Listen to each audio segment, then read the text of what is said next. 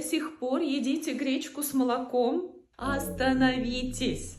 Из такого сочетания вы не получите ничего, кроме повышенной глюкозы в крови и тяжести в пищеварении. Гречка – это супер полезная крупа. В ней содержится огромное количество нужных человеку витаминов и минералов. Только железо в 100 граммах гречки – половина дневной нормы. Но если вы варите гречку на молоке или сочетаете с молоком, железо не усвоится и пойдет в унитаз. При этом есть вкусные способы и гречку съесть, и усвоить из нее максимум витаминов и минералов. Под видео читайте, какие сочетания будут не просто работать на вас, но и порадуют ваши вкусовые рецепторы.